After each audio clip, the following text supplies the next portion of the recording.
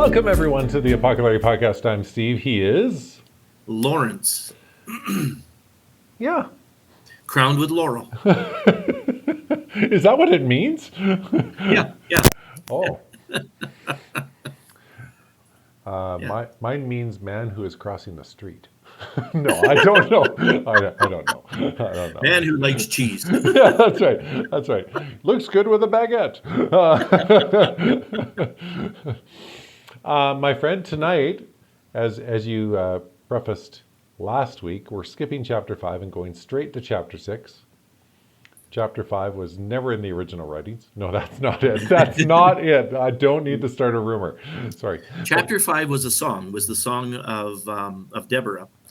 And I also skipped all of the songs in Lord of the Rings as well, by the way. Yeah, that's right. Yeah. Which I believe was re-recorded by Taylor Swift recently on her latest album, The Songs of Deborah. Anyway. Who they said is supporting Pamela Harris. Pamela Harris? No, Pamela Harris? Who's Pamela Harris? I don't know who Pamela Harris is. Okay. Yeah. What was her first name? Kamala Harris. Huh? Kamala Harris. Kamala Harris? Yeah. Yeah. Who's supporting Harris? Anyway, that's not why I brought that up. I was just trying to make a comment. Oh, right. Yeah. Right. Anyway, but tonight we're talking about chapter 6. So preface and preview chapter 6 for us. So this is the story of Gideon. This is 3 chapters long. We'll just get through 6 tonight.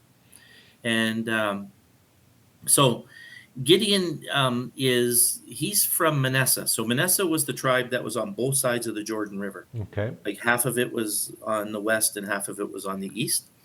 And they are fighting a group called the Midianites.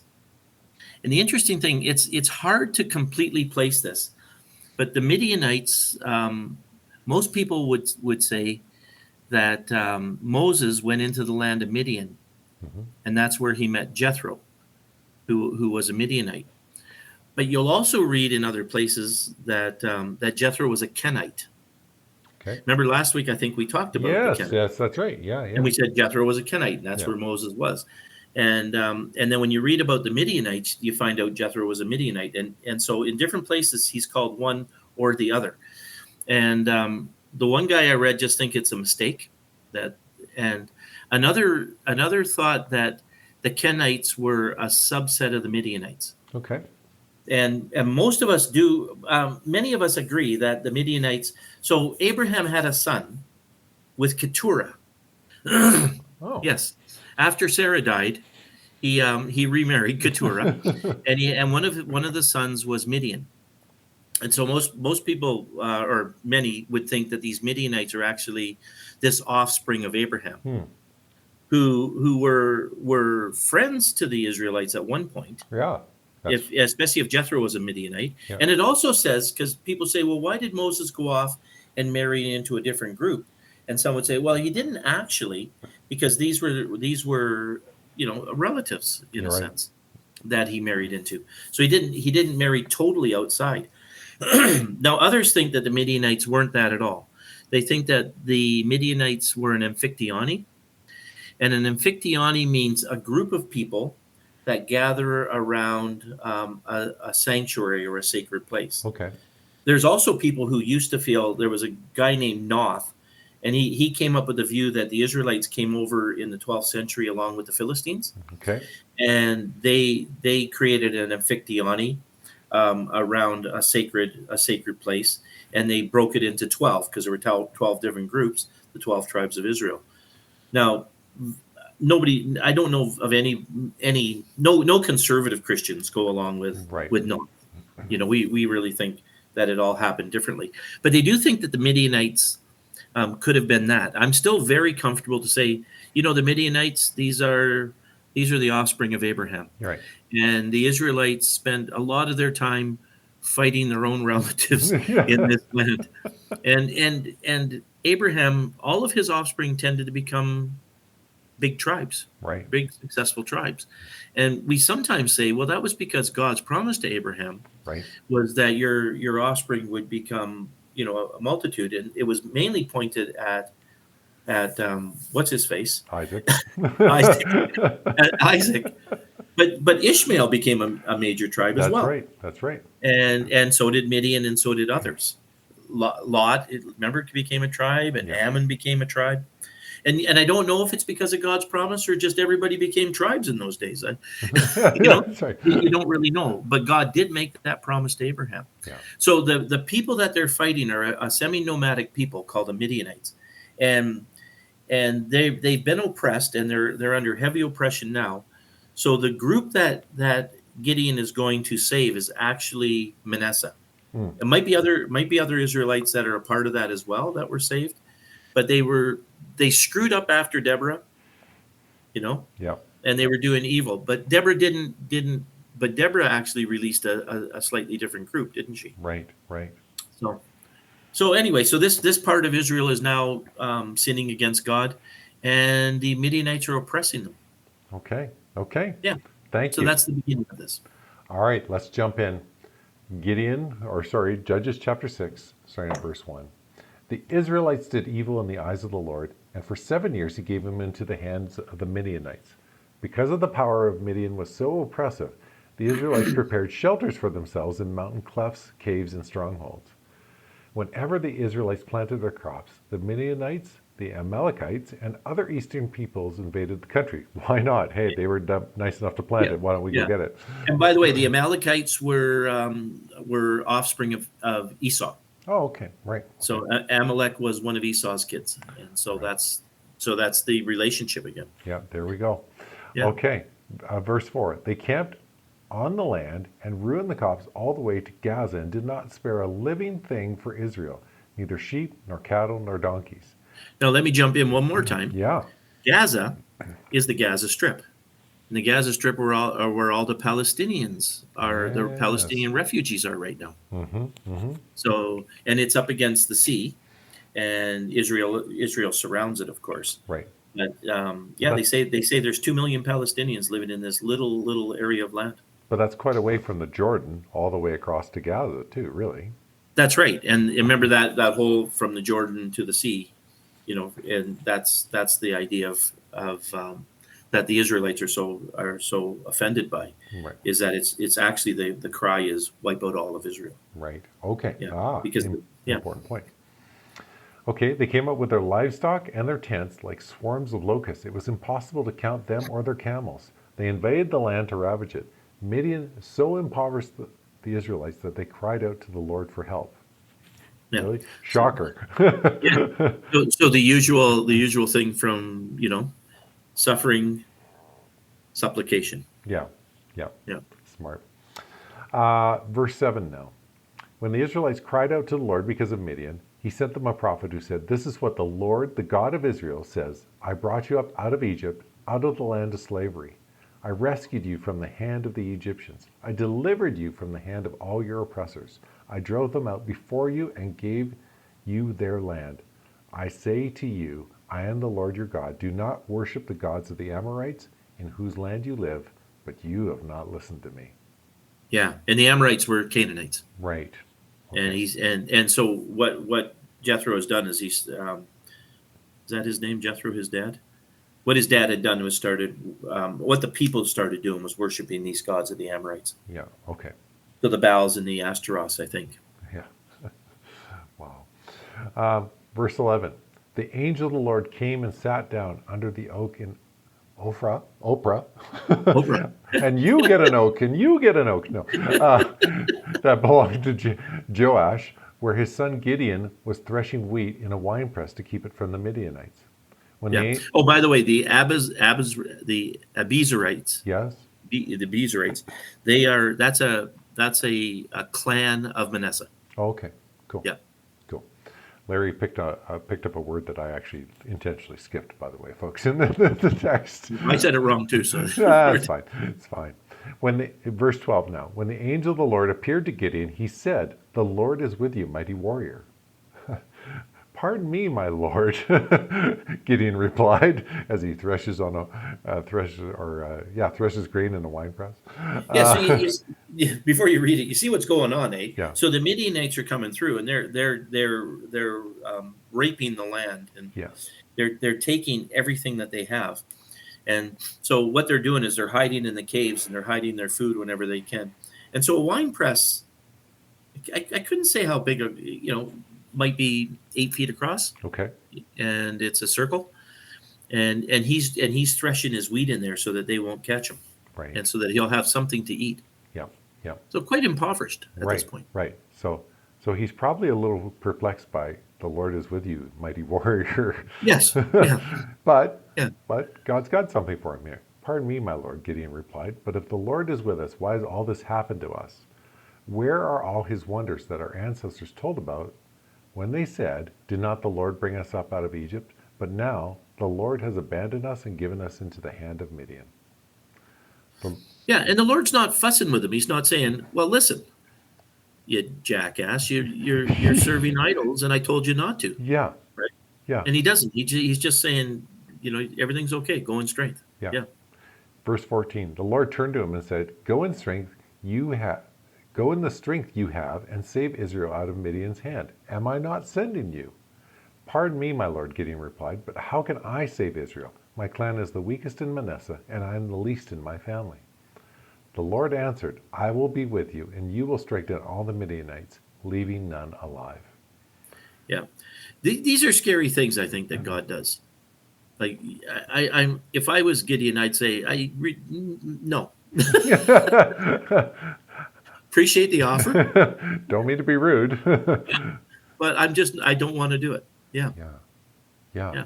And yet God is like, yeah, look, I'm going to be with you. And Yeah. yeah. And by the way, he's the least in his family's the weakest, and he's the least in his family. You're going to find out later. He takes 10 of his servants to take care of something. You're thinking, how poor are you? Yeah. Gideon replied, If I have now found favor in your eyes, give me a sign that it is really you talking to me. Please do not go away until I come back and bring my offering and set it before you. And the Lord said, I will wait until you return.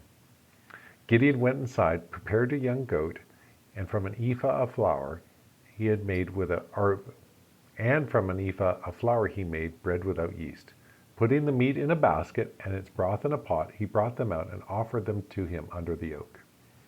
I just get the impression that if we're going to a feast, we really don't want the Jewish people to prepare it. Yeah. I heard a comedian say that. He says, "Let the Italians prepare the feast." Yeah. But an ephah, by the way, is about 22 liters. So Well, it's a big piece bushel, of bread, right? Yeah, it's a lot bushel, of bread. Yeah. It's quite a bit, yeah. Yeah. And the Lord that's talking to him, you get the idea that this is maybe an angel, and because he's waiting around, Right. so and God speaking through his angel. Oh, then it says the angel of God said to him. Yeah. Yeah. Yeah, good, Larry, since it actually says it in the next verse. All good. All good. Like Larry just said, verse 20. The angel of the Lord said to him, Take the meat and the unleavened bread, place them on the rock, and pour out the broth. Gideon did so, and the angel of the Lord touched the meat and the unleavened bread with the tip of the staff that was in his hand. Fire flared from the rock, consuming the meat and the bread, and the angel of the Lord disappeared. When Gideon realized that it was the angel of the Lord, he exclaimed, Alas, sovereign Lord, I have seen the angel of the Lord face to face. Yeah. But the Lord said to him, Peace, do not be afraid, you are not going to die. And I just think that if you run into an angel, that's probably the experience you're going to have. Yeah. Remember in the New Testament, they often run into angels and they try to worship them. Yeah. And the angels go, "Oh, hey, stop that. Yeah. Yeah. Exactly. I know that I am much greater than you," but no, Yeah. they never say that. Yeah, that's right. Got to be thinking it. Yeah. Yeah. That's right. That's right. But worship God. Yeah. He alone is worthy of worship. Yeah. Isn't that the truth? Okay, verse 24 now. So Gideon built an altar to the Lord there and called it, The Lord is Peace. To this day it stands in Ophrah. No, it's not what it is. It's Ophrah, I think. How would you say that? Ophrah. Or Ophrah. Yeah. Okay. Now verse 25. That same night the Lord said to him, Take the second bull from your father's herd, the one that is 7 years old, tear down your father's altar to Baal, and cut down the Asherah pole beside it. Then build a proper kind of altar to the Lord your God on top of it this height. Using the So there you go with so they're worshiping the Baals and the Asherahs, right? Yeah. I don't know what an Asherah pole is, but it always for some reason makes me think of someone dancing on it. But Right. Yeah, but I don't think that's it. Yeah. Then build the proper kind of altar to the Lord your God on the top of this height, so on the top of the hill. Yeah. Using the wood of the Asherah pole that you cut down, offer the second bull as a burnt offering. Which is interesting because you'd think it would be a defiled thing, but no, God actually redeems it here, just in that one little quick thing. Yeah, because they're worshiping it, and he's tearing it down and using it for firewood. Yeah. I think that's where. Yeah, but I know some people would say, no, you can't use that; it's defiled. Yeah. Yeah. So it's a good point you made. Verse 27. So Gideon took 10 of his servants and did as the Lord told him, as Larry said. Can't be all that bad off. Yeah, I'm just a poor man. I only have 10 of his servants. Yeah. I only have 23 servants. That's right. But because he was afraid of his family and the townspeople. Sometimes I have to wash my own face. Yeah, that's right. So they usually carry me, but there's the time I have to walk. That's right. Anyway, I suffer. I'm suffering. Because he was afraid of his family and the townspeople, he did it at night rather than in the daytime. Verse 28. In the morning, when the people of the town got up, there was Baal's altar demolished, and with the Asherah pole beside it cut down, and the second bull sacrificed on the newly built altar. They asked each other, who did this? When they had carefully investigated, they were told, Gideon, son of Joash, did this. Yeah, so Joash was his father. Is that what I said in the beginning? I can't remember. I might have said it wrong. I can't remember. Yeah. No, it doesn't matter. Yeah, it doesn't matter. No. I guess. The people of the town demanded that Joash bring out your son. He must die because he's broken down Baal's altar and cut down the Asherah pole beside it. But Joash replied to the hostile crowd around him, are you going to plead Baal's case? Are you trying to save him? Whoever fights for him shall be put to death by morning. If Baal is really a god, he can defend himself when someone breaks down his altar. So, because Gideon broke down Baal's altar, they gave him the name Jerubbaal, saying, let Baal contend with him. Yeah, and just if you scroll down, the footnote will tell you what Jerubbaal means. I had it and I just forgot. Let Baal contend. Yeah. And that was very much what remember Ezekiel with the prophets of Baal as well. Mm-hmm. He was saying, well, let them do it. Yeah. And he was mocking them the whole time when they were trying to get their gods to take up the sacrifice. Yeah. Well, Elijah did that too, right? Elijah mocked. Yeah. Who did I just say? Ezekiel. I'm talking about Elijah. Yeah, it's Elijah. Ezekiel also did cool things. He was a good guy. But it was Elijah that I meant. Thank you for correcting me on that. That's okay. No, it's all good. Yeah. Okay. So anyway, so it's interesting that his dad, who actually did also worship these stupid things, when they were going after his son, he actually stood up for his son. Yeah. And they backed off. They went, no, yeah, that's a good point. If Baal wants to destroy him, let him destroy him. Yeah. Now comes the very Pentecostal part of this whole passage. Okay. Verse 33. Now all the Midianites, Amalekites, and other eastern peoples joined forces and crossed over the Jordan and camped in the valley of Jezreel. Then the Spirit of the Lord came on Gideon, and he blew a trumpet, summoning the how do you say that again? Abiezrites to follow him. He sent messengers throughout Manasseh, calling them to arms, and also into Asher, Zebulun, and Naphtali, so that they too went up to meet them. Gideon said to God, if you will save Israel... Now, this is the part I said is Pentecostal. But at first, it sounds like he's going to be really strong, right? Right. Like he's calling everybody to come. And then he does this thing that is kind of odd. Yeah. Verse 36. Gideon said to God, if you will save Israel by my hand as you have promised, look, I will place a wool fleece on the threshing floor. If there is only dew on the fleece and all the ground is dry, then I will know that you will save Israel by my hand, as you said.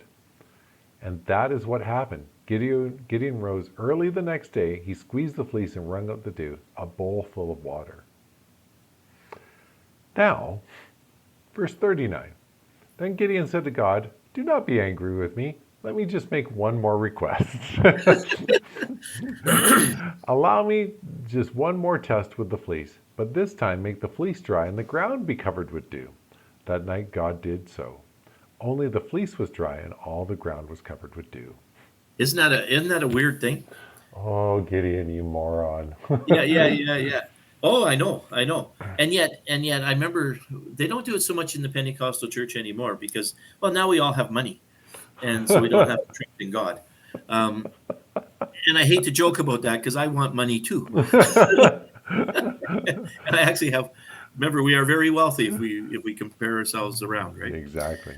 But we used to in the Pentecostal church do a thing called what do we call it? Laying a fleece or putting out a fleece. Yep. And people would, if they thought God wanted them to do something, they would come up with some weird thing. If this thing happens, then I'll know it's that God wants me to do this. Right. And we did it actually fairly regularly. It was quite common when I first became a Christian. So we're talking a few years ago. That people would still talk about this fleece thing, and I don't hear it anymore. And many times they felt that God had answered their fleece, and they would either do it or not do whatever it was. It could be as simple as, should I buy this car or not buy this car? Right. Should I go to this place or not? And they would lay these fleeces. And honestly, I think if you believe it and you're trusting God in it, I think He could answer you these things. Yeah. That I think it's nuts. I don't think He's going to answer me. Maybe a little more faith on my part would help. But, Right. but this is what Gideon did, and God answered both of his requests. Yeah, and like you said earlier on, God is not impatient with him here. It would have been easy for God to go, seriously? Like, come on now. Like, I said I'm with you. Right? Yeah, I'm with you. Yeah. I mean, I sent my angel. You brought your food. You saw that. Is that not enough? Oh, no. But then he acts a little stronger. Like he actually does the Ashtera thing, which is a scary thing with a whole group of people that agree with it. Right. So standing up against a group and saying, I think God told me to do this. Right. Is a frightening prospect. Yep. Remember that movie I like, Steve Almighty? Is it Steve Almighty? Yeah. There's Bruce Almighty, and then isn't it Steve Almighty, or I can't remember it. It's some other almighty guy. Yep. And that, when he stands before the group and his hair's growing like Noah and all that stuff, and the guy says, "Did God really speak to you?" And he's so hesitant, and he finally has to go, "Yeah, God really spoke to me." Yeah. And he's kind of embarrassed, and that's kind of the way we are. Right. Did God want you to do this? Yeah. Yeah. Yeah. And they make great stories afterwards. Yeah. But at the time, it would be terrifying. Yeah. When God asks you to do something, to stand up and do it would just be terrifying. Yeah. Especially for guys like us that don't want to really rock the boat. Yeah. Our personalities are peacekeeping, right? Yeah. My friend Kim would jump at a chance to serve God. And we actually say that's a bit of a prophetic thing. Right. A prophet has more strength to do that kind of thing than a regular guy. Yeah. But Gideon, it still makes me laugh that he said he's the least and he's got all these servants. But he takes God to task, and God answers him, and then he's going to go ahead in the next chapter. Yeah. Intriguing. Yes, it is. So what a great table that we have set for you, folks. That Larry has set for you. I didn't do much. I just read. But Larry has set this table for you of the story of Gideon, that you think, okay, so this is a guy that kind of keeps, does what God wants, pushes the envelope a bit of like, God, will you answer this? If you're really with me, kind of like what Moses did, like, I can't do that. And, God's like, no, you got this. And we'll see there's an interesting story to Gideon over the next couple of weeks that we'll cover. So, as always, my friend, thank you for that. That was absolutely fantastic. Folks, we cannot be any more thankful than we are that you continue to listen to us week after week. We're thankful that you come along on this journey with us. We're thankful for both faithful and new listeners, and tell your friends, write it on telephone poles and at post offices. Do people still go there? I don't know. Anyway, put it up wherever. Yeah, I mean, don't hesitate to tell. As you can tell, Larry and I are not making millions of dollars off this, but we just enjoy doing it just so you can listen. So, okay. With that being said, until next time, I was Steve, he was Larry, and this was the Apoco-Larry podcast.